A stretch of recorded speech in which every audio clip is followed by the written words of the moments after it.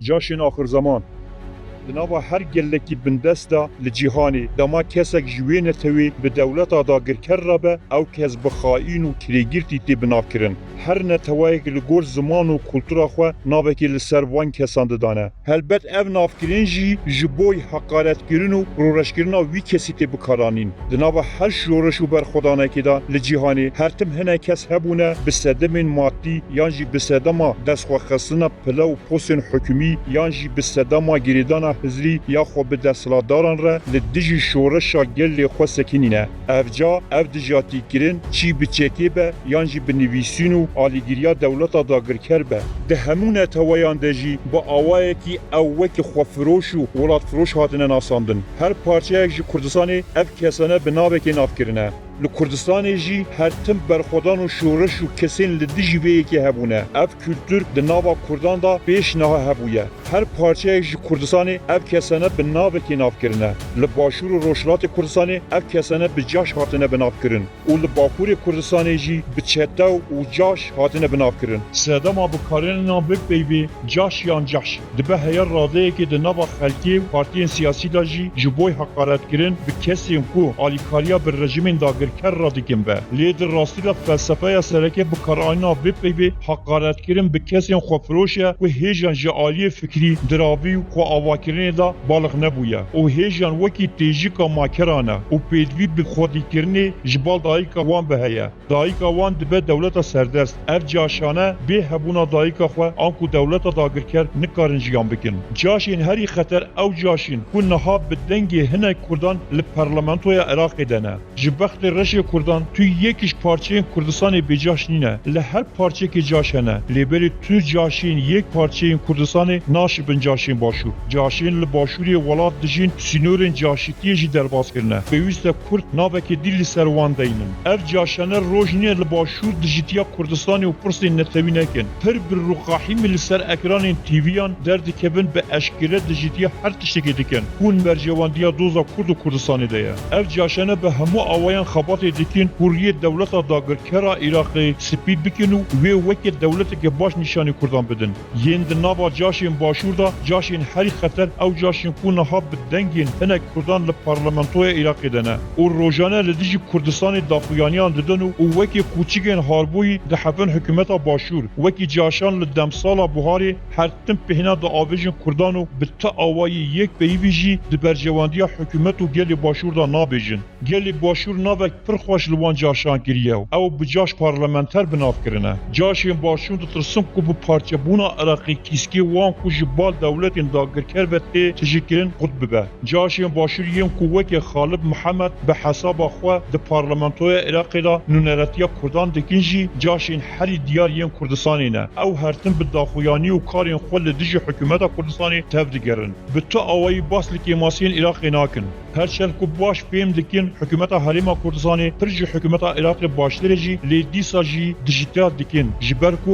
او جویی کی دترسن کیسکی وان جبال دولت عراقی و ورق قط کرن دترسن کو به پارچه بونا عراقی کیسکی وان کو جبال دولت داگر کر و تجکرن خود ببا و جه وان دنابا باشور دا نمینه او به تمامی بونا دار دست عراقی دا جبوی لخصنا حکومت و گل باشور یک جوان جاش پارلمانتران کو پیش اینها مالبات اوی به تمامی بحثی بویه به نام خالد محمد دنوترین درکتنا خدا لسر اکران تلویزیون عربا با آوایی که وقت و نشرین و قریش بحث لپیشمرگین هزار روش دکو و دبیجه پیشمرگین روش به فرمان مسعود بارزانی لسر بودچه عراق هاتنه دامزراندون و نهال هر یک جه آذربایجان و لیبیای لدیج حکومتین وان ولاتان شهر دکن او دبیجه یک جوان پیشمرگان لیبیای هات دست سر کرن او یک دمکی دابو و پیش نه کسی که کرد به نام شاکر فرمان بونجق جهیلا لشکر نتوی لیبیای و جیر فرمان جنرال حفتر هات دست سر کرن لیبل نه کسی هاتی دست سر کرن نه جی پیداری لشکری لیبیای به تو آوا نگود اف کس پیشمرگه بویه به تنر راگهاندنا پکتی وینه که دویر دمیدا او یک کوتو خواست وکی هر جار دا آوا شوری دا ماسیان بگیرن لیبری دمک دریش به نه چو وقتا پیداری لشکری لیبیای داخویانی دایو راگهاندی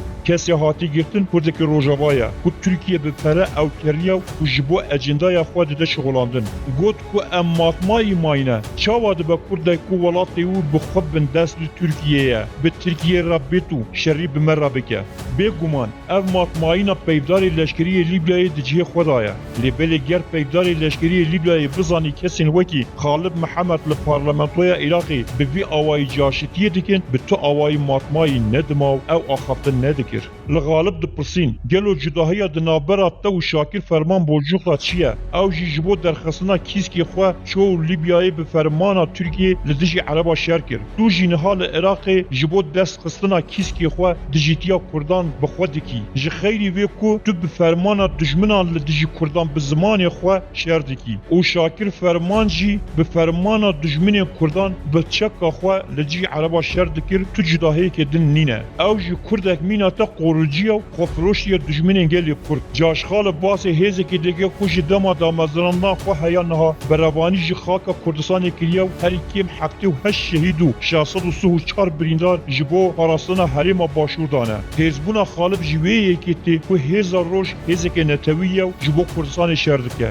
Ger ne ji ber vê yekê be, hin hêzê din jî hene ku mûçiye ji Iraqê distînin û bi vê cudahiyê û bi standina mûçiye ji Iraqê dijîtiya Kurdistanê dikin. Li vir em ji caş parlamenter Xalib dipirsin, çima bas li wan hêzan nakî ku li şingarê pere ji Iraqê distînin û dijîtiya Kurdistanê dikin. Ger dixwazî wekî kesek dilsoz ji bo Iraqê û Kurdan xwe bidî nasandin, çima ji pereyê balafirxaneya Necefê napirsî diçe ku derê? Çima ji dahatê mezargehên olîyên Şîeyan napirsî ku dahatekî mezin heye û her hemû diçe paxila melayên Şîe? Çima bas li hêzên hejda şeعبî û milîşeyên din nakî ku ne tu û ne jî tu parlamenterekî din cesaret nakê bi sedema hebûna wan lingê xwe bavêje derveyî navçeya keska Bexdayê. Xalib û hevalbendên wî bi hemû awayekî bi xerabî bas li hikûmeta Başûr û bi başî bas li hikûmeta Iraqê dikin. Di mijara birîna bûçe û mûçeyê karmendê Kurdistanê de jî ew caş parlamenter hêncetan ji bo Iraqê tînin û wan mafdar dibînin. Ew dibêjin bila hikûmeta Başûr dahatê petrolê û dergehê sunûrî radest Iraqê bike da ku mûçe werin dayîn.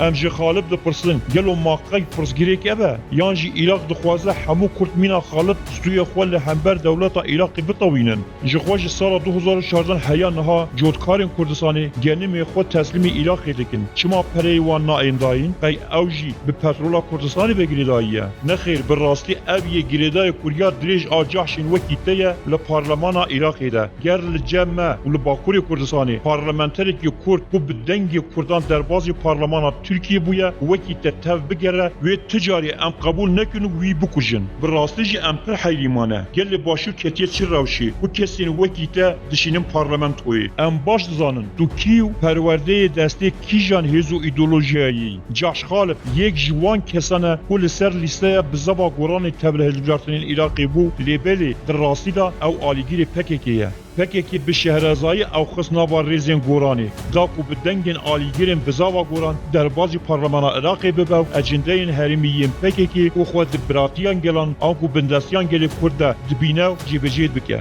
Nefesa Xalib û caş parlamenterên din pê diaxivin û tev digerin heman nefesa grûpa Ankareyê ya li Qendîlê ye ku dixwazin Kurdan carekê din wekî kole bikin bindestê dewletên dagirker. Lê ev care dibin nav û stratejiyekê nû da ku ji hêla rêberê PKK ve hatiye danan û bi biratiniyan gelan tê naskirin. Bi vê stratejiyê ku dewleta Tirkiye bi rêya Öcalan li ser PKK farz dike. Devlet dixwaze yek parçayı axo xew hevalbendên xwe yên ku Kurdistan dagir kirî biparêze. Gerna tiste demek din tune Kurdek bi vî awayî dûr ji kurdeyniya xwe û li gor ecendeyên dewletên dijmin tev bigere. Lê dawiyê em jî caş parlamenter Xalib ra dibêjin, em baş zanin tu kî û perwerdekiriyê destê kîjan hêz û îdeolojiyayê ku bi vî awayî tev digerî. Em dizanin ku ew hindik mejîkê ku serê te de jî ji hêla kêva hatiye pûçkirin. Em ê di demekê nêz da hemû wêne û vîdyoyên te yên li Ewropayê û Başûrê Kurdistanê vîdyoyên ku tê da tu bi PKK ra civiyayê nîşanî gelê Kurd bidin. Em ê ji her kesekê ra diyar bikin tu ji kîjan havirî diçerî û ji kîjan coyê avê vedixweyî û li benda me be.